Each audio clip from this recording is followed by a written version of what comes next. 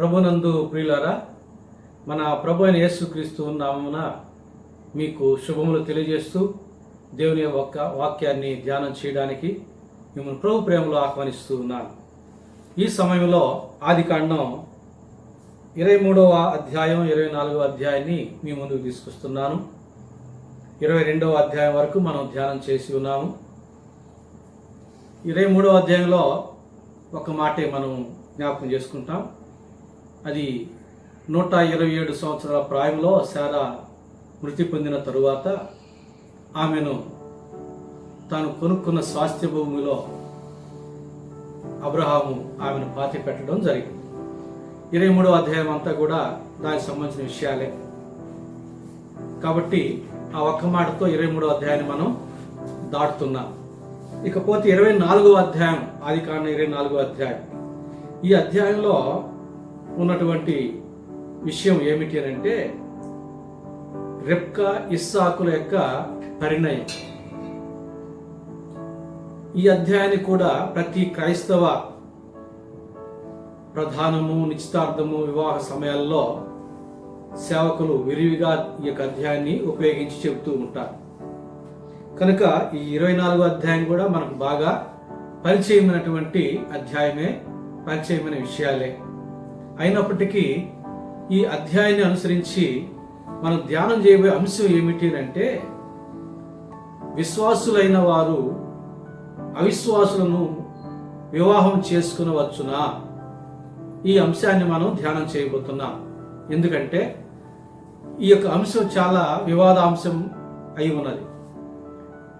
ఎక్కడ చర్చల్లో కూడా ఈ యొక్క అంశం వస్తూ ఉన్నది. అనేక మంది నూతన విశ్వాసులు ఈ యొక్క సందేహాన్ని అడుగుతూ ఉంటారు. అలాగే పెళ్లిళ్ళప్పుడు కూడా ఈ విషయాన్ని ఎక్కువగా ఆలోచన చేస్తూ ఉంటారు. కనుక ఇది చాలా ప్రాముఖ్యమైనటువంటి అంశం క్రైస్తవ ప్రపంచానికి. కనుక జాగ్రత్తగా ఆలకించాలని ప్రభు ప్రేమలో మీకు మనవి చేస్తున్నాను. విశ్వాసులు అవిశ్వాసులను వివాహం చేసుకునవచ్చునా అనే దానికి బైబిల్ బోధ ఏమిటో మనం ఇప్పుడు క్రమముగా 24వ అధ్యాయాన్ని ధ్యానం చేస్తూ తెలుసుకుందాం. శారా చనిపోయిన తరువాత అబ్రహాము, ఆయన ఏకైక కుమారుడైనటువంటి ఇస్సాకు మిగిలి ఉంటారు. అప్పటికి ఇస్సాకుకి 40 సంవత్సరాల ప్రాయం. అంటే 89 సంవత్సరాల ప్రాయంలో గర్భము ధరించి 90 సంవత్సరాల ప్రాయంలో శారా ఇస్సాకుని కనింది. 127 సంవత్సరాల ప్రాయంలో చనిపోయింది. అంటే ఇస్సాకుని కనిన తరువాత 37 సంవత్సరాలు ఆమె జీవించింది. ఈ 37 సంవత్సరాల కాలంలో అబ్రహాము శారాలకు మరి ఏ సంతానం లేదు. తర్వాత 37 సంవత్సరాలు ఆమె జీవించి ఇస్సాకును కనిన తర్వాత చనిపోయింది. అయితే ఇస్సాకుకి ఇక్కడ వివాహం అయ్యేసరికి 40 సంవత్సరాలు. అంటే తల్లి చనిపోయిన తర్వాత ఎన్ని సంవత్సరాలు ఆగాడు? ఇంచుమించు 2-3 సంవత్సరాలు వారు ఆగారు. ఆ తర్వాత అబ్రహాము దేవుని చేత అన్ని విషయాల్లో దీవించబడ్డాడు అని 24వ అధ్యాయం ప్రారంభ వచనంలో మనం చూస్తాం. అన్ని విషయాల్లో దీవించబడిన తరువాత అబ్రహాము ఒక తీర్మానం చేశాడు. తన కుమారుని ఇస్సాకుకి పెళ్లి చేయాలనుకున్నాడు. చూసారా ఎంత మంచి తీర్మానం చేశాడో? అంటూ ఉంటారు కదా, right time at right decision at right time. అంటే సరైన నిర్ణయాన్ని సరైన సమయంలో చేయాలి. కొంతమంది సరైన నిర్ణయమే తీసుకుంటారు కానీ సరైన సమయంలో తీసుకోరు. ఆ సమయం దాటిపోయిన తర్వాతనో లేదంటే సమయం కాకముందే సరైన నిర్ణయాలు చేస్తూ ఉంటారు. అది కూడా మంచిది కాదు. ఉదాహరణకి ఇంట్లో ఎవరో పెద్దోళ్ళు చనిపోయే స్థితిలో ఉన్నారు కనుక బిడ్డల యొక్క వివాహం చూడాలి వారు అని తొందరపడి బిడ్డలకు వివాహం చేసేస్తూ ఉంటారు. వయసు రాకపోయినా, పరిస్థితులు అనుకూలించకపోయినా. అలాంటి నిర్ణయాలు మంచివి కాదు. ఇక్కడ అబ్రహాము దేవుని చేత అన్ని విషయాల్లో దీవించబడిన తరువాత తన కుమారునికి వివాహం చేయాలని అనుకున్నాడు. అన్ని అనుకూలంగానే ఉన్నాయి. కుమారుని యొక్క ప్రాయము కానీ ఇతడు దీవించబడిన విషయాలు కానీ అన్ని అనుకూలంగా ఉన్నాయి. అప్పుడు తీర్మానం చేశాడు. తీర్మానం చేసి తన ఇంటి పెద్ద దాసుని పిలిపించాడు. అబ్రహాము తండ్రి ఇంటిని విడిచి వచ్చి చాలా కాలం అయింది కదా, ఈ వంకతోనైనా తండ్రి ఇంటికి వెళ్ళి బంధువులందరూ చూసుకుందాము అని అనుకోవచ్చు, అవకాశం ఉంది. దేవుడు అడిగినా కూడా సమాధానం ఆ రీతిగా చెప్పుకుంటే సబబుగానే ఉంటుంది. కానీ అబ్రహాం చూడండి, విడిచి వచ్చినటువంటి వారిని, విడిచి వచ్చిన ప్రాంతాన్ని తిరిగి వెళ్ళి చూడాలని అనుకోలేదు. అందుకని ఇంటి పెద్ద దాసుని పిలిపించి సంగతంతా చెబుతాడు. చెప్పి, ఇదిగో ఈ చుట్టుపక్కల ఉన్నటువంటి కనానీయులలో ఏ ఒక్కతిని కూడా నా కుమారునికి ఇచ్చి వివాహం చేయడం నాకు ఇష్టం లేదు. కనుక నీవు మరలా నా బంధువుల యొద్దకు వెళ్ళి నా కుమారునికి అక్కడి నుంచి అమ్మాయిని తీసుకుని రావాలి, ఆ రీతిగా నీవు చేస్తానని నీవు నాకు ప్రమాణం చేయాలి అని చెప్పి చెబుతాడు. అప్పుడు ఇంటి పెద్ద దాసుడు, అయ్యా ఒకవేళ అమ్మాయి అక్కడి నుంచి రాకపోతే నేను అబ్బాయిని అక్కడ తీసుకుని వెళ్ళేదా అని అడుగుతాడు. లేదు, తీసుకుని వెళ్ళడానికి వీల్లేదు. నా తండ్రి ఇంటి నుంచి నన్ను తీసుకుని వచ్చిన నా దేవుడు తన దూతను నీకంటే ముందుగా పంపించి ఈ కార్యాన్ని సిద్ధపరుస్తాడు, అమ్మాయిని అక్కడ సిద్ధపరుస్తాడు. దేవుడు తన దూతను పంపించి సిద్ధపరిచిన అమ్మాయిని నీవు కనుగొని తీసుకుని వస్తావు అని అబ్రహాము చెబుతాడు. సరే అని అనుకున్నటువంటి ఆ దాసుడు ప్రమాణం చేస్తాడు. మొదటి 9 వచనాల్లో మనం చూస్తే ఆనాటి ప్రమాణం, ఆ యొక్క విధానం ఎట్లా ఉండేదో మనకు అర్థమవుతాయి. అబ్రహాం యొక్క తొడ కింద చేయి పెట్టి ఇంటి పెద్ద దాసుడు ప్రమాణం చేస్తాడు. చేతిలో చేయి వేసి ప్రమాణం చేయడం మనకు తెలుసు. ఇప్పుడు పెళ్లి ప్రమాణాలన్నీ కూడా చేతిలో చేయి వేసే కదా. కానీ అప్పట్లో తొడ కింద చేయి పెట్టి ప్రమాణం చేసే విధానం ఉంది. ఆ విధానం ప్రకారంగా ఇంటి పెద్ద దాసుడు అబ్రహాం తొడ కింద చేయి పెట్టి అబ్రహాం చెప్పిన రీతిగా చేస్తానని ప్రమాణం చేస్తాడు. ప్రమాణం చేసిన తర్వాత ఒక 10 ఒంటెలను తీసుకుంటాడు. అబ్రహాం ఇంట్లో ఉన్నటువంటి శ్రేష్టమైన వస్తువులు తీసుకుంటాడు, వారికి కానుకగా ఇవ్వడానికి. తీసుకొని కొంతమంది పరివారాన్ని తీసుకొని బయలుదేరి వెళుతాడు. అది 10వ వచనంలో మనం చూస్తే బయలుదేరి వెళ్ళి నాహోరు పట్టణానికి వెళతాడు. సాయంత్రానికి చేరుకుంటాడు. సాయంత్రంకి ఆ ఊరి వెలుపల ఉన్నటువంటి ఒక నీళ్ల బావి దగ్గర చేరుకుంటాడు. సాయంత్రం సమయంలో ఆ ఊరి స్త్రీలు నీళ్లు చేదుకోవడానికి వస్తారు. ఇది బాగా తెలుసు. ఉదయము సాయంత్రం వచ్చి నీళ్లు చేదుకుంటారు. మందలకు కానీ ఇంటికి కానీ నీళ్లు తీసుకుని వెళ్తుంటారు. కనుక సాయంత్రం వేళ అదే సమయానికి ఈ అబ్రహాము దాసుడు అక్కడికి చేరుకున్నాడు. సరే, ఈ బావి దగ్గరికి వస్తారు కదా ఈ ఊరి వారు అని అనుకొని అక్కడ ఒంటెలని అక్కడ మజిలీగా ఏర్పాటు చేసుకొని మోకరించి ప్రార్థన చేస్తాడు.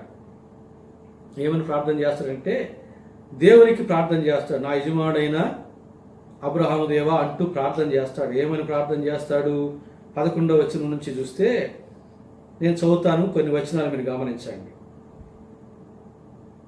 నాహోరు పట్టణము చేరి సాయంకాలం మందు స్త్రీలు నీళ్లు చేదుకొని వచ్చు వేళకు ఆ ఊరి బయటనున్న నీళ్ల బావి యొద్ద తన ఒంటెలను మోకరింపజేసి ఇట్లా, నేను నా యజమానుడు అబ్రహాము దేవుడని యెహోవా, నేను వచ్చిన కార్యము త్వరలో సఫలము చేసి నా యజమానుడు అబ్రహాం మీద అనుగ్రహము చూపుము అంటూ ప్రార్థన ప్రారంభించి, అయ్యా ఈ ఊరి స్త్రీలు వస్తారు నీళ్లు చేదుకొని పోవడానికి. ఎంతమంది స్త్రీలు ఉంటారు, వారిలో ఎవరిని నీవు ఏర్పాటు చేసిందని నాకెట్లా తెలుస్తుంది? కాబట్టి నాకెట్లా తెలుస్తుందంటే నేను వచ్చినటువంటి స్త్రీలను అడుగుతాను, దాహానికి నాకు నీళ్లు పోయమని అడుగుతాను. ఎవరైతే నాకు దాహానికి నీళ్లు పోసి నీకు కూడా, నీ ఒంటెలకు కూడా, నీ పరివారానికి కూడా, ఒంటెలు అన్నిటికీ నేను నీళ్లు చేరుతానని ఎవరైతే చెబుతారో వారినే నీవు సిద్ధపరిచినట్టుగా నేను గ్రహిస్తానంటాడు. ఆ రీతిగా దేవుని గుర్తు అడిగినాడు. ప్రార్థన ముగించాడు. కళ్ళు తెరిచి చూసేసరికి రెబ్కా కడ ఎత్తుకుని వస్తూ ఉంటుంది. నాహోరు పట్టణపు స్త్రీ అంటే అబ్రహాం యొక్క ప్రాంతానికి చెందినటువంటి స్త్రీ. అదనంగా అబ్రహాం యొక్క సహోదరుని కుమార్తె అంటే అబ్రహాం యొక్క బంధువురాలే రెబ్కా వస్తుంది. రెబ్కా చాలా చక్కనిది అని వాక్యం సెలవిస్తూ ఉంది. రెబ్కా చాలా చక్కనిది కన్య. ఆమె వస్తున్నది. ప్రార్థన చేసిన వెంటనే ఆమె కనబడింది కనుక ఈ దాసుడు వెళ్ళి రెబ్కాను అడుగుతాడు, నాకు దాహమునకు నీళ్లు ఇమ్ము అని అడుగుతాడు. అడిగితే అప్పుడు ఆమె వెళ్ళి నీళ్లు చేదుకుని వచ్చి ఆయనకి నీళ్లు పోస్తుంది. అప్పుడు అంటుంది, నీ ఒంటెలకు కూడా నేను నీళ్లు పెడతాను అని అడుగుతుంది. 14వ వచనం చదువుతున్నాను చూడండి. కాబట్టి నేను త్రాగునట్లు నీవు దయచేసి నీ కడవను వంచుమని నేను చెప్పగా నీవు త్రాగము, నీ ఒంటెలకును నీళ్లు పెట్టిదనని ఏ చిన్నది చెప్పునో ఆమెయే నీ సేవకుడని ఇస్సాకు కొరకు నీవు నియమించినదై ఉండునుగాక. అందువలన నీవు నా యజమాని మీద అనుగ్రహం చూపితువని తెలుసుకుందును అనేను. అతడు మాటలాడుట చాలింపక ముందే అబ్రహాము సహోదరుడైన నాహోరు భార్యకు మిల్కా కుమారుడైన బెతూయేలుకు పుట్టిన రిబ్కా కడవ భుజం మీద పెట్టుకుని వచ్చెను. ఎవరండి? అబ్రహాము సహోదరుడు నాహోరు భార్యని మిల్కా. అంటే ఆ రోజుల్లో బహుభార్య తత్వం ఉంది కాబట్టి నాహోరుకి ఎంతమంది భార్యలు ఉన్నారో వారిలో మిల్కా కుమారుడైన బెతూయేలు. అంటే అబ్రహాంకి ఏమవుతాడు? సహోదరుని కుమారుడు అవుతాడు బెతూయేలు. ఇస్సాక్కి ఏమవుతాడు? సహోదరుడు అవుతాడు. ఆ బెతూయేలు కుమార్తె రిబ్కా. అంటే ఇస్సాకి ఏమవుతుంది? వరుస ప్రకారంగా కుమార్తె అవుతాడు. సోదరుని కుమార్తె కదా అవుతుంది. కుమార్తె అవుతుంది రిబ్కా. మీరు జాగ్రత్తగా ఆదికాండం 24వ అధ్యాయం 15వ వచనాలు చదువుకోండి. నేను చెప్పిన విషయం మీకు అర్థమవుతుంది. 16వ వచనం, ఆ చిన్నది మిక్కిలి చక్కని ఆమె కన్యక. ఆమె ఆ బావిలోనికి దిగిపోయి కడవను నీళ్లతో నింపుకొని ఎక్కి వచ్చి ఆ సేవకుడు ఆమెను ఎదుర్కొన్నటకు పరిగెత్తి, నీ కడవలో నీళ్లు కొంచెము దయచేసి నాకు త్రాగనిమ్మని అడిగాను. అందుకు ఆమె, అయ్యా త్రాగుమని చెప్పి త్వరగా తన కడవను చేతి మీదకి దించుకొని అతనికి దాహం ఇచ్చాను. మరియు ఆమె అతనికి దాహం ఇచ్చిన తరువాత, నీ ఒంటిని త్రాగు మట్టుకు వాటికి నీ నీళ్లు చేదిపోయిందని చెప్పి త్వరగా గాడిలో తన కడవ కుమరించి నీళ్లు చేది బాస చూస్తూ ఉంటాడు, సంతోషిస్తూ ఉంటాడు. ఆమె చేది పోస్తూ ఉంటూ ఒంటెలకు కూడా. చూడు, దేవుడు నేను ప్రార్థన చేసిన వెంటనే నాకు ఇస్సాక్కి తగిన భార్యను కనబరిచాడు. వెంటనే నేను అడిగిన గుర్తు ప్రకారంగా ఈమె నాకు కనబడుతుందని సంతోషంగా ఆమె ఒంటెలకు చేదు పోస్తూ చూస్తూ ఉంటాడు. 10 ఒంటెలకు నీళ్లు చేదు పోసిన తర్వాత ఒక్కొక్క ఒంటె నీళ్ళు ఎన్ని కొంచెం తాగుతుందా? ప్రాణం చేసి ఇచ్చిన ఒంటెలు ఎన్నో నీళ్లు తాగుతాయి. అన్ని ఒంటెలకి తృప్తిగా నీళ్లు పోసేదాకా ఓపికగా చూస్తాడు. చూసిన తర్వాత సంతోషించి ఈమె దేవుడు సిద్ధపరిచిన స్త్రీ అని చెప్పి గ్రహించి ఆమెకు కొన్ని బంగారు వస్తువులు ఇస్తాడు కానుకగా సంతోషంగా. ఆమె అక్కడి నుంచి పరుగున పోయి ఈయన చెబుతాడుగా దాసుడు, ఇదిగో నేను పలానా పని మీద వచ్చానని చెబుతాడు. వెళ్ళి ఇంట్లో వాళ్ళకి బంగారు కానుకను చూపించి విషయం చెబుతాడు. చెప్పిన తర్వాత అక్కడి నుంచి ఆమెకు ఒక లాబాన్ అనే సహోదరుడు ఉంటాడు. లాబాను పరిగెత్తుకుంటా వస్తాడు దాసు దగ్గరికి. వచ్చి, యెహోవా వలన ఆశీర్వదించబడిన వాడా, నీవు బయట నిలువనేలా, నీవు లోపలికి రమ్ము అని ఆహ్వానిస్తాడు. నీవు బయటికి రమ్ము, లోపలికి రమ్ము, బయట ఎందుకుంటావని ఆహ్వానిస్తాడు. అప్పటి వరకు అక్కడే వేచి ఉంటాడు. ఆహ్వానం అందుకున్నటువంటి ఆ వ్యక్తి లేక దాసుడు సంతోషంగా ఒంటెలను కూడా తీసుకుని వెళ్ళి పరివారాన్ని తీసుకుని వెళ్తాడు. వెళ్ళి ఇంటిలో చేరుతాడు. ఇంట్లో చేరిన తర్వాత వారు ఆతిథ్యం ఇవ్వగోరితే శుతిమెత్తంగా తృణీకరిస్తాడు.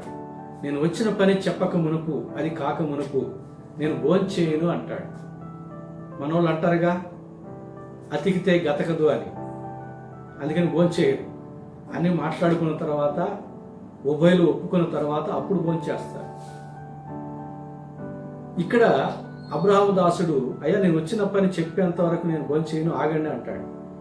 అప్పుడు మొత్తం చెబుతాడు. మొత్తం చెప్పుకుంటా వస్తాడు. ఇదిగో నేను అబ్రహాము దాసుడును. అబ్రహాం ఎవరో కాదు, మీ బంధువే, దేవుని చేత బహుగా దీవించబడ్డాడు. దాసదాసీలు, పశువుల మందలు, ఒంటెలు, బంగారు అంతా దేవుని చేత దీవించబడ్డాడు.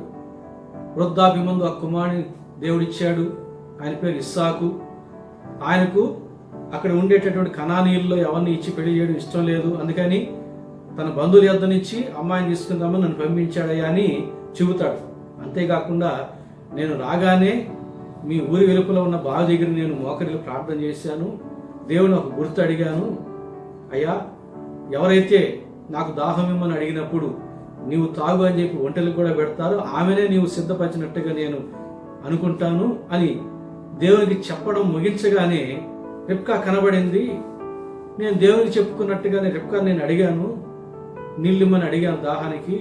నాకు నీళ్లు పోసిన తర్వాత 10 ఒంటెలకి ఓపిగ్గా తృప్తిగా నీళ్లు పోసింది. కాబట్టి దేవుడు రెబ్కాని నా యజమాని కుమారునికి సిద్ధపరిచిన స్త్రీ అని నేను గ్రహించాను. అందుకని బంగారు ఆభరణాలు కానుక ఇచ్చాను అని విషయాలన్నీ చెప్పుకుంటా వస్తాడు. 48వ వచనం చదువుతున్న, ఆదికాండం 24వ అధ్యాయం 48వ వచనం. నా తల వంచి యెహోవాకు మ్రొక్కి అబ్రహామును నా యజమాని దేవుడు యెహోవాను స్తోత్రము చేసితిని. ఏలైనగా ఆయన నా యజమాని యొక్క సహోదరుని కుమార్తెను అతని కుమారునికి తీసుకున్నట్లు సరైన మార్గమందు నన్ను నడిపించాను. సరైన మార్గంలో దేవుడు నన్ను నడిపించాడు. ప్రార్థనాపూర్వకంగా బయలుదేరితే దేవుని యొక్క నడిపింపు ఉంటుంది. మనకు సరైన మార్గం నడిపిస్తాడు. సామెతల గ్రంథం 3వ అధ్యాయం మనం చదివితే, నీ ప్రవర్తన అంతటి మీద ఆయన అధికారాన్ని ఒప్పుకొను, అప్పుడు ఆయన నీ మార్గమును సరళము చేయును అంటాడు. మనం దేవునికి అప్పగించుకున్న తర్వాత, మన ప్రయాణాన్ని, మన పనిని, మన ఉద్దేశాన్ని చెప్పుకున్న తర్వాత, మన హృదయవాంఛను నెరవేర్చే దేవుడు, మన మార్గం సరళం చేసే దేవుడు, ఆటంకాన్ని తొలగించే దేవుడు. అట్టి దేవుడు మన దేవుడు. ప్రార్థనాపూర్వకంగా బయలుదేరి వచ్చాడు కనుక మార్గం సరళం చేశాడు, సరైన మార్గంలో నడిపించాడని దాసుడు కూడా గ్రహించినాడు. ఇన్ని చెప్పిన తర్వాత, ఇన్ని విషయాలు వినిన తర్వాత అబ్రహామును గురించి వారు ఇంకా మర్చిపోలే జ్ఞాపకాల్లోనే ఉన్నాడు. ఎందుకంటే తమ తండ్రి యొక్క సోదరుడే కదా, కనుక జ్ఞాపకాల్లో ఉన్నాడు. జ్ఞాపకం చేసుకున్నారు. నిజమే, మా తల్లిదండ్రులు చెప్పారు, అబ్రహాం అనే మా యొక్క పెద్ద తండ్రి దేవుని యొక్క పిలుపు మేరకు వెళ్ళాడు అని. ఇప్పుడు అక్కడి నుంచి మళ్ళా ఇంతకాలానికి మళ్ళా ఆయన గురించిన విషయాలు వింటున్నామని సంతోషించి వీళ్ళు ఏమంటున్నారంటే 50వ వచనంలో, లాబాను బెతూయేలును ఇది యెహోవా వలన కలిగిన కార్యం, ఇది యెహోవా వలన కలిగిన కార్యం, మేమైతే అవునని గాని కాదని గాని చెప్పజాలము.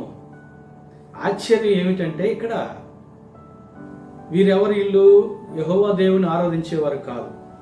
అసలు అబ్రహాము విగ్రహారాధన కుటుంబంలో నుంచి వచ్చిన వాడని మనం యెహోషువ గ్రంథం 24వ అధ్యాయం 2-3 వచనాల్లో ఇదివరకు జ్ఞాపకం చేసుకున్నాం.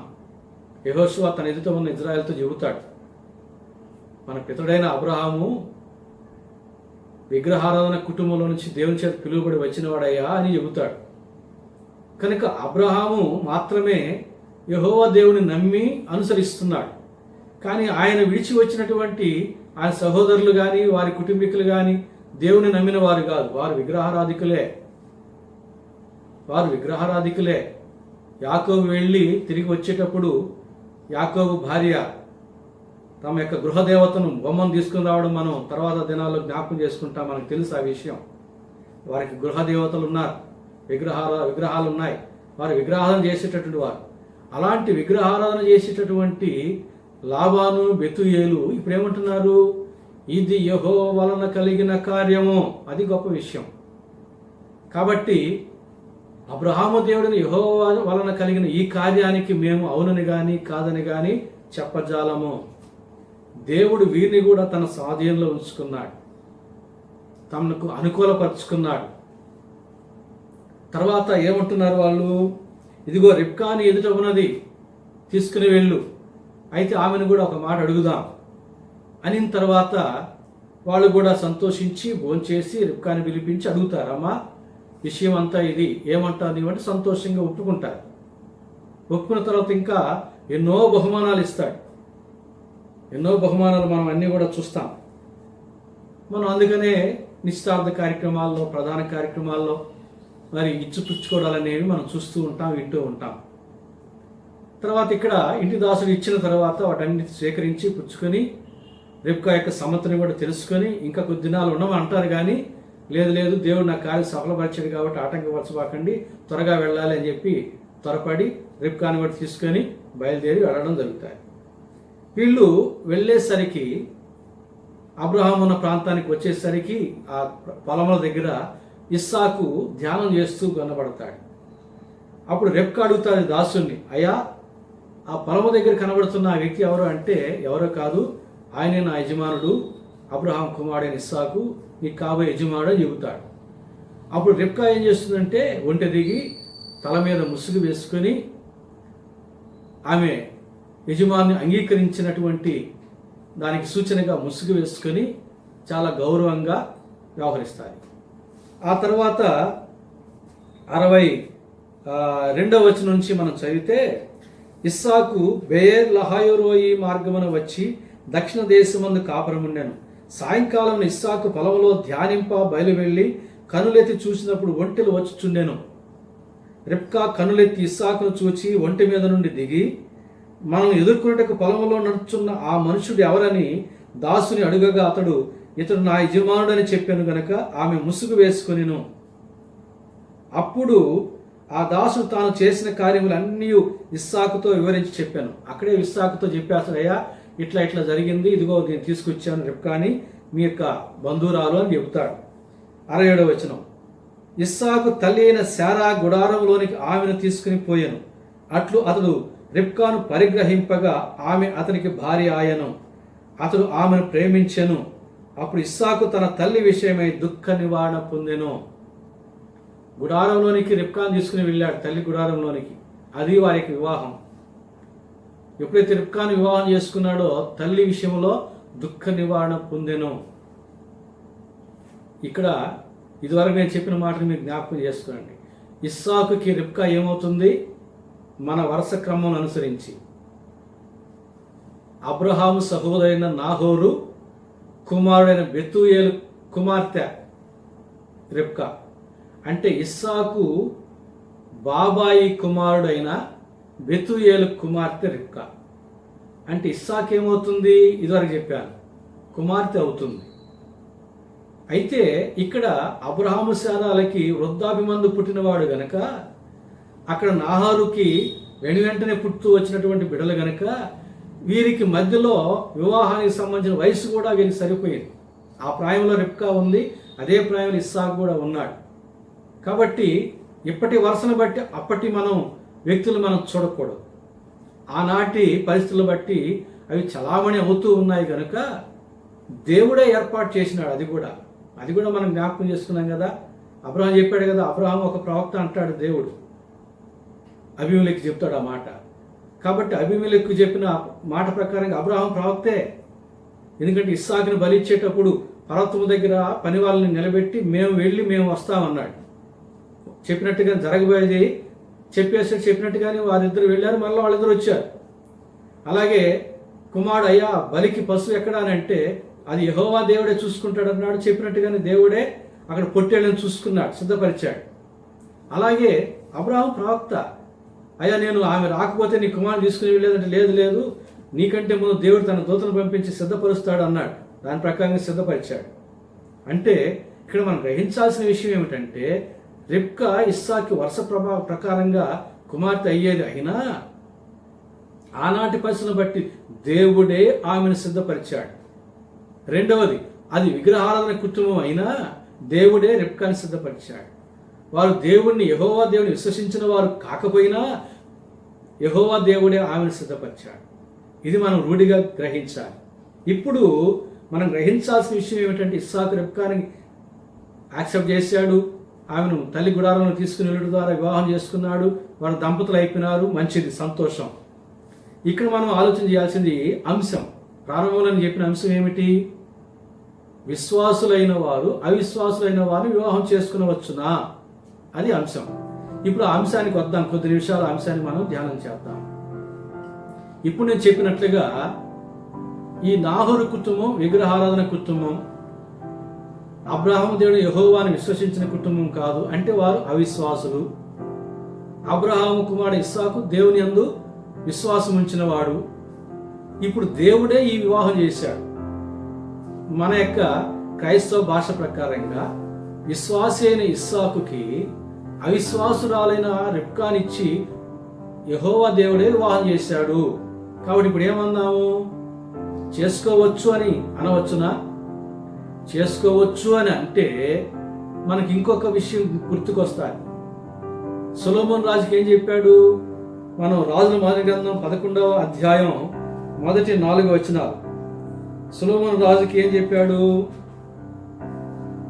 రాజుల మొదటి గ్రంథం 11వ అధ్యాయం మొదటి 4 వచనాలు చదువుతున్నాను, చూడండి.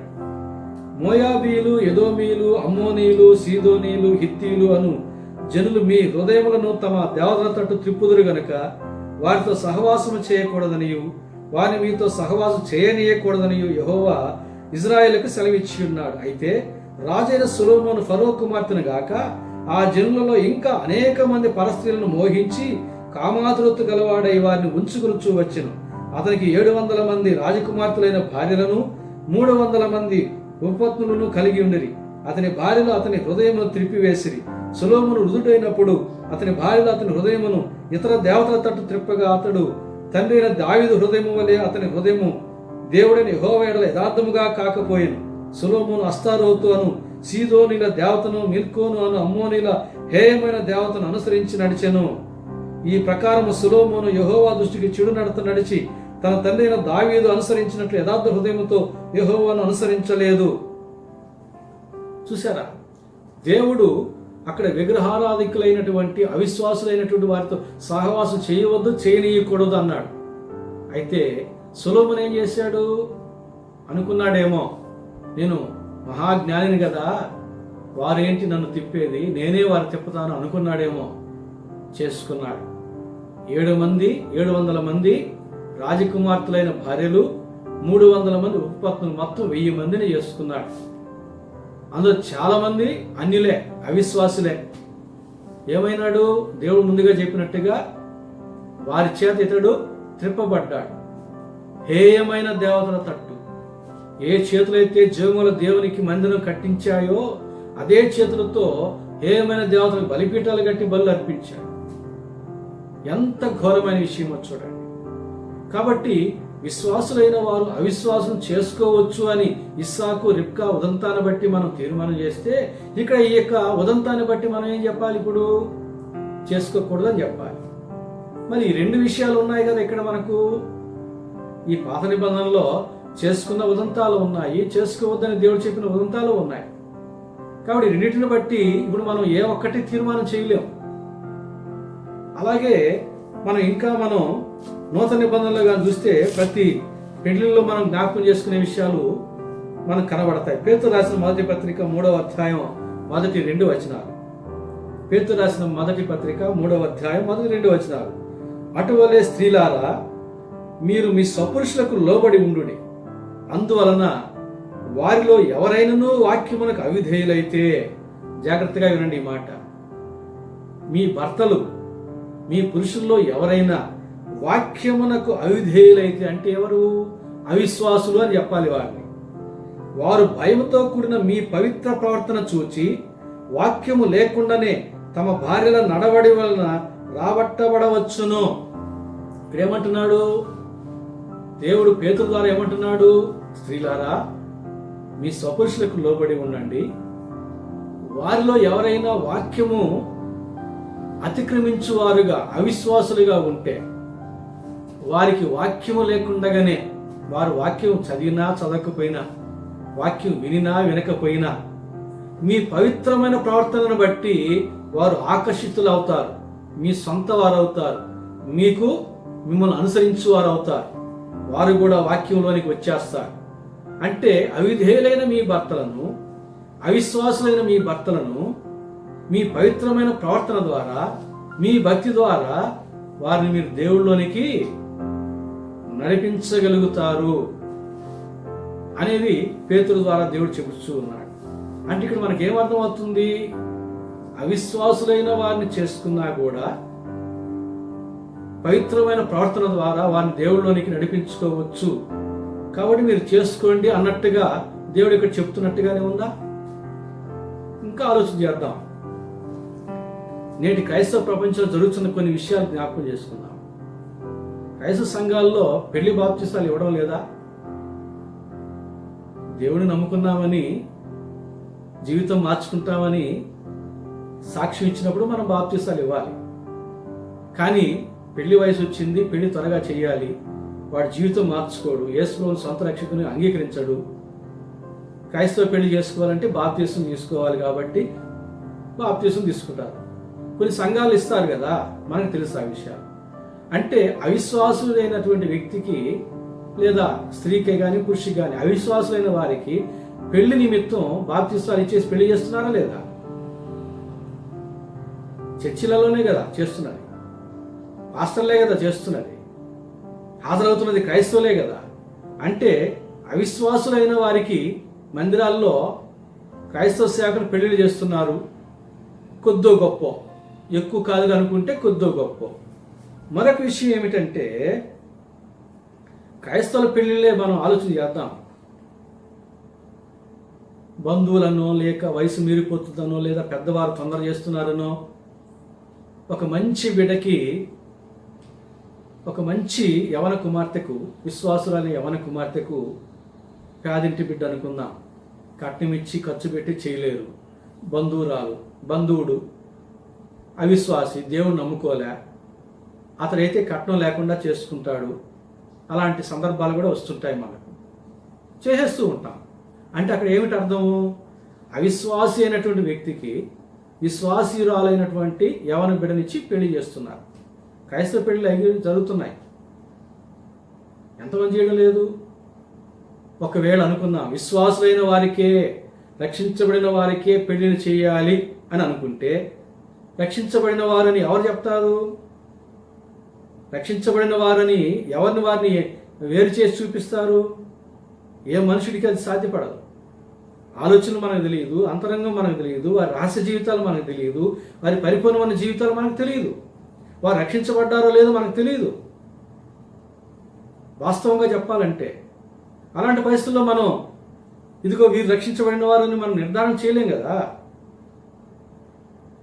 అలాంటి పరిస్థితుల్లో మనం పెళ్లిళ్ళు చేస్తున్నాం కదా అని ఎట్లా చెప్పగలరు పాస్టర్ గారు అని మీరు నన్ను అడిగితే నేను చెప్పగలిగేది ఏంటంటే, క్రైస్తవ వివాహాలు చేసిన తర్వాత ఎంతమంది విడాకులు తీసుకోవడం లేదు, ఎంతమంది పోలీస్ స్టేషన్కి వెళ్ళడం లేదు, ఎంతమంది కోర్టుకి వెళ్ళడం లేదు, ఎంతమంది విడాకులు తీసుకోకుండా వేరువేరుగా జీవించడం లేదు. ఇవన్నీ మనకు తెలిసి ఒప్పుకోవాలి. మనం ఎందుకు జరుగుతున్నాయి ఇవన్నీ? విశ్వాసులైనటువంటి వారికి అవిశ్వాసులైన వారికి కలిపి పెళ్లి చేయటం ద్వారా, అవిశ్వాసులైనటువంటి క్రైస్తవులకి పెళ్లిళ్ళు చేయడం ద్వారా ఇవన్నీ జరుగుతున్నాయి. కొన్ని కూడా జరుగుతున్నాయి. విశ్వాసులైనటువంటి క్రైస్తవులకి అవిశ్వాసులైన వారితో, వాళ్ళు క్రైస్తవ మతస్థులే కావచ్చు, ఇతర మతస్థులే కావచ్చు, పెళ్లిళ్ళు చేసినప్పుడు వీరు స్థిరముగా ఉండి వారిని కూడా దేవుడు నడిపించినటువంటి సాక్ష్యాలు కూడా వింటున్నాం. అవి జరుగుతున్నాయి, ఇవి జరుగుతున్నాయి. కాబట్టి ఇన్ని విషయాలను మనం క్రోడీకరించుకొని ఇప్పుడు మనం ఏం చెప్పాలి? ఏం నిర్ధారణ చేద్దాం? విశ్వాసులకి అవిశ్వాసులకి పెళ్లి చేయకూడదని నిర్ధారణ చేద్దామా? అవిశ్వాసులకి పెళ్లి చేయకూడదని నిర్ధారణ చేద్దామా? విశ్వాసులకే పెళ్లి చేయాలని నిర్ధారణ చేద్దామా? అయితే విశ్వాసులు అనేది ఎవరు చెప్తారు? మనుషులు చెప్పడం కరెక్ట్ కాదు కదా. వాస్తవమని మేము చెబుతుంటాం. బయటప్పుడు సొంత రక్షకునిగా అంగీకరించారు వీరు, ఇక నుంచి వీరు మన సంఘ విశ్వాసులుగా చేర్చబడుతున్నారు, వీరు రక్షించబడిన వారని చెబుతుంటాం మేము. అది ఒక వాడుక. కానీ వాస్తవం అవునా? 100% వాస్తవం మనం నిర్ధారణ చేసి వాస్తవం మేమే చెప్పలేము. వాస్తవం చెబుతున్నాను. నా అంతరంగం మీకు తెలియదు, మీ అంతరంగం నాకు తెలియదు. దేవుడు చెప్పాలి. మన అంతరంగాన్ని ఎరిగిన దేవుడు, మన పరిపూర్ణమైన జీవితాన్ని ఎరిగిన దేవుడు, దేవుడు చెప్తాడు వీళ్ళు రక్షించబడిన వారు, వీళ్ళు రక్షించబడిన వారు కాదు అని. దేవుడు చెప్తే అది 100% కరెక్ట్ అవుతాయి. కాబట్టి మనకు అది సాధ్యపడదు. కాబట్టి ఏమి చేయాలి మనము? నేనేమంటానంటే, ప్రార్థనాపూర్వకంగా ప్రభువా, ఇదిగో నాకు స్నేహం లేక బంధుత్వం లేదా పరిచయంలో ఇలాంటి పరిస్థితి ఎదురైంది, వివాహం చేసుకోవాల్సినటువంటి పరిస్థితి వచ్చింది, మరి నీవేమంటావు? నీ నడుపుదల నాకు కావాలి. నీకు ఇష్టం లేకపోతే ఆటంకపరచు, నీకు ఇష్టమైతే మార్గం సరళం చెయ్యి అని మనం ప్రార్థన చేసుకుంటే, అబ్రహాము దాసుడు ప్రార్థన చేశాడు, ఆటంకాలు ఏమీ లేకుండా సరైన మార్గంలో నడిపించితివి అని అంటాడు. దేవుని స్తోత్రాలు చెబుతున్నాడు. ఇలాంటి సందర్భాలు మనకు ఎదురైనప్పుడు వివాహ సమయంలో వివాహం చేసుకునే సిద్ధపడిన వారు ప్రార్థన చేయాలి. యేసయ్యా, ఇదిగో నేను పెళ్లికి సిద్ధపడుతున్నాను, నా తల్లిదండ్రులు చూపించే వారందరినీ నేను ఎస్ అంటాను, అంతే నో అన్నాం. నీకు ఎవరైతే ఇష్టమో వారితో నా వివాహం జరిపించు, మార్గం సాధన చేయి, ఏ ఆటంకం లేకుండా చేయి. నీకు ఇష్టం కాకపోతే ఆటంకపరచు, నీకు ఇష్టం కాదు నాకు అక్కర్లేదు, అని యవన బిడ్డలిద్దరూ ప్రార్థన చేసినప్పుడు దేవుడు ఆయన చిత్తాన్ని మన పట్ల జరిగిస్తాడు. ఒకవేళ విశ్వాసికి అవిశ్వాసులకి వివాహం జరిగించవచ్చు. ఎందుకంటే దేవుడికి తెలుసు ఈ విశ్వాసి ఆ అవిశ్వాసం దేవుడు నడిపిస్తాడని దేవుడు తెలుసు కాబట్టి వారికి పెళ్ళిళ్ళు జరిపిస్తాడు. ఇలాగ ఎన్నో సాక్ష్యాలు విన్నాం మనం. లేదు విశ్వాసులే ఇబ్బంది పడతారు అనుకున్నప్పుడు దేవుడు ఆటంకపరుస్తాడు. కాబట్టి మనం ప్రార్థనాపూర్వకంగా దేవునికి నడిపింపు మేరకు మనం కొనసాగుతూ ఉన్నప్పుడు ఆ సందర్భాల్లో మనం చక్కగా నడిపించబడతాం. క్షేమకరమైన విషయాలు మనం పొందుకుంటాం. వివాహ సమయంలో కూడా చక్కగా నడిపించబడతాం. వివాహం అయిన తర్వాత సంతోషిస్తాం. అవిశ్వాసులైన భర్తలు వాళ్ళు క్రైస్తవ మతస్థులైనా కూడా, క్రైస్తవ మతస్థులు ఎంతమంది అవిశ్వాసులు లేరు. పుట్టుకతో క్రైస్తవ మతంలో పుడతారు. నేను అంటాను, క్రైస్తవ మతస్థులకి క్రీస్తు శిష్యులకి చాలా తేడా ఉందంట. ఉదాహరణకి 3 విషయాలు చెప్తాను, సమయం లేదు. 3 విషయాలు క్లుప్తంగా చెప్తాను నేను. క్రైస్తవ మతస్థులకి క్రీస్తు శిష్యులకి ఉన్న తేడా. క్రైస్తవ మతస్థులు ప్రార్థన చేయించుకుంటారు, ప్రార్థన చేసుకోరు. క్రీస్తు శిష్యులు లేదా సత్క్రైస్తవులు లేదా క్రీస్తు మార్గంలో నడిచేవారు ప్రార్థన చేసుకుంటారు. దేవుని వాక్యం ఏం చెబుతుంది? రోమపత్రిక 10వ అధ్యాయం 13వ వచనం, ప్రభువు నాను బట్టి ప్రార్థన చేయబడేవాడు వాడు రక్షించబడును. క్రైస్తవ మతస్థులు ప్రార్థన చేయించుకుంటారు సేవకుల ద్వారా, వారు ప్రార్థన చేసుకోరు. అపోస్తలుల కార్యగ్రంథం 8వ అధ్యాయంలో మనకు కనబడుతున్నాడు కదా గారడివాడ సీమోన్. పరిశుద్ధాత్మ యొక్క అభిషేకం అక్కడ అందరూ పొందుకునే, వీడికి పొందుకోలేడు. వీడు పరిశుద్ధాత్మ ఎందుకు పొందుకోలేదు చెప్పండి, నేను సరి చేసుకుంటాను, నా జీవితం పరిశుద్ధాత్మ పొందుకోవాలని తాపత్రయపడకుండా ఈ అధికారం నాకు ఈడని చెప్పి వారి దగ్గర ద్రవ్యం పెడతాడు అపోస్తుల దగ్గర. అప్పుడు వాళ్ళు ఏమంటారు? నీ హృదయం దేవుని సరైనది కాదు కనుక ఈ కార్యమందు నీకు పాలు పంపులు లేవు. ఒకవేళ దేవుడిని క్షమిస్తాడేమో ప్రార్థన చేసుకోమంటే ఏమంటాడు ఇతడు? అదేది మీరే చేయండి అంటాడు. ప్రార్థనా జీవితం లేదు, మారు మనసు లేదు, సరైన హృదయం లేదు, పైగా పరిశుద్ధాత్మ దేవుడు కావాలి. అది కోరుకోడు. వీడేం కోరుకుంటాడు? అధికారం కావాలి, అధికారం కావాలి, సంఘంలో అధికారం కావాలి. అధికారం కోసం పాకులాడుతున్నాడు కానీ పరిశుద్ధాత్మ దేవుని కొరకు, ప్రార్థనా జీవితం కొరకు, సరైన హృదయం కొరకు పాకులాడడం లేదు. క్రైస్తవ మతస్థులు ఎవరయ్యా అంటే ప్రార్థనా జీవితం లేని వారు. క్రీస్తు మార్గంలోని వారు ఎవరయ్యా అంటే ప్రార్థనా జీవితం కలిగిన వారు. ఇది మొదటి తేడా. 3 చెప్తానన్నాను కదా, రెండవది చెప్తున్నాను. క్రైస్తవ మతస్థులు వాక్యాన్ని వింటారే కానీ అనుసరించరు. క్రీస్తు మార్గంలోని వారు దేవుని యొక్క వాక్యాన్ని అనుసరిస్తారు. యాకోబు పత్రిక 1వ అధ్యాయం ఏం చెబుతుంది? వాక్యాన్ని విని మరిచిపోవాడు తను తాను మోసపరుచుకున్నవాడే, వాక్యాన్ని విని అనుసరించువాడు క్రియలో ధన్యుడగును. అటువలే దేవుడు అంటాడు, నా తండ్రి చిత్త ప్రకారంగా చేయకుండా ప్రభు నన్ను పిలవడం దేనికి? ఎవరైతే నా యొక్క వాక్యాన్ని అనుసరించి జీవిస్తారో వారు నాకు ప్రజలై ఉంటారు, నేను వారికి దేవుడినై ఉంటాను అంటాడు. వాక్యం సెలవిస్తుంది ఆ రీతిగా. కాబట్టి క్రైస్తవ మతస్థులు ప్రార్థన చేయించుకుంటారు, ప్రార్థన చేసుకోరు. వాక్యం వింటారు కానీ వాక్యాన్ని అనుసరించరు. క్రీస్తు మార్గంలో ఉన్నవారు ప్రార్థన చేసుకుంటారు, దేవుని యొక్క వాక్యాన్ని కూడా అనుసరిస్తారు. 3వ విషయాన్ని చెబుతున్నాను. క్రైస్తవ మతస్థులు పాపమును ఒప్పుకుంటారు కానీ విడిచిపెట్టరు. ప్రతి కొత్త సంవత్సరం రోజున జనవరి 1వ తేదీన పాపం ఒప్పుకోవడమే, చెప్పుకోవడమే, తప్పుకునేదిలే. కానీ క్రీస్తు మార్గంలో ఉన్న క్రైస్తవులు అయితే పాపమును ఒప్పుకుని విడిచిపెడతారు. వాక్యం ఏం చెబుతుంది? సామెతలు 8:13 ఏం చెబుతుంది? అతిక్రమం దాచిపెట్టువాడు వర్ధనుడు కానీ దాన్ని ఒప్పుకొని విడిచిపెట్టువాడు కనికరించబడను. విడిచిపెట్టువాడు. కాబట్టి క్రైస్తవ మతస్థులకి క్రీస్తు మార్గంలోని వారికి 3 తేడాలు ఉన్నాయి. కాబట్టి క్రైస్తవ మతస్థులు నేను అంటాను అవిశ్వాసులు అంటాను, క్రీస్తు మార్గంలో ఉన్న సత్క్రైస్తవులే విశ్వాసులు అంటాను. కాబట్టి ఈ మాటల వెలుగులో క్రైస్తవ మతస్థులను మనం చూసినప్పుడు విశ్వాసులు అవిశ్వాసులు కనబడుతున్నారు. వారికి పెళ్లిళ్ళు చేస్తున్నాం. కొంతమంది విశ్వాసులైన వారు అవిశ్వాసులైన తమ జీవిత భాగస్వాములు దేవుళ్ళు నడిపించుకుంటున్నారు, కొంతమంది నడిపించుకోలేక ఇబ్బందులు పడుతున్నారు. అన్నీ వింటున్నాం, చూస్తున్నాం, అనుభవిస్తున్నాం. కాబట్టి నేనేమంటానంటే విశ్వాసులు అవిశ్వాసులతో పెళ్లిళ్ళు కూడదని చెప్పకూడదు, చేసుకోవచ్చని కూడా చెప్పకూడదు. ప్రార్థన చేసుకుని దేవునికి నడిపింపు మేరకు అన్నీ తెలిసిన దేవుడు కొంతమందిని అట్లా నడిపిస్తాడు, విశ్వాసం చేసుకోవడానికి, అవిశ్వాసం చేసుకోవడానికి. కొంతమందిని చేసుకోకుండా ఉండడానికి నడిపిస్తాడు. అన్నీ ఎరిగిన దేవుని యొక్క నడిపింపు మనకు క్షేమం. ఆ ప్రకారంగా పెళ్లిళ్ళ విషయాల్లో ప్రార్థనాపూర్వకంగా దేవునికి చిత్తాన్ని ప్రేమించు వారముగా ముందుకు కొనసాగుదాం. అదే ప్రకారంగా అబ్రహాము తన కుమారుని ఇస్సాకు దేవుని యందు విశ్వాసం కలిగిన వాడు అయినప్పటికీ, తన బంధువులు మరి విగ్రహారాధికులని తెలిసినప్పటికీ అక్కడి నుంచే దేవుడు కూడా తన దూతను పంపించి రిబ్కాను తీసుకుని వచ్చినప్పుడు వారు వివాహం చేసుకుంటారు. రిబ్కా కూడా చివరికి దేవుళ్ళలోనికి రావడం జరుగుతుంది. అది తర్వాత అధ్యాయంలో మనం జ్ఞాపకం చేసుకుంటాం. దేవునికి ప్రార్థన చేస్తారు, దేవుడిని నమ్ముకునేది. అంటే విశ్వాసి అయినటువంటి ఇస్సాకు అవిశ్వాసి అయిన రిబ్కాని దేవుళ్ళని నడిపించుకున్నాడు. ఒక ఆత్మ రక్షించబడినట్టే కదా, దేవునికి మహిమే కదా. అలాంటివి మనం చేయగలిగితే మన వివాహం ద్వారా కూడా దేవుడు మహిమపరచబడతాడు. దేవునికి మనం వివాహం ద్వారా దేవునికి ఒక బహుమానం తెచ్చిన వాళ్ళం అవుతాము. దేవుడు మనల్ని దీవిస్తాడు. పరిశుద్ధాత్మ దేవుడు ఆ రీతిగా మనం నడిపించి దీవించును గాక. ఆమేన్, ఆమేన్.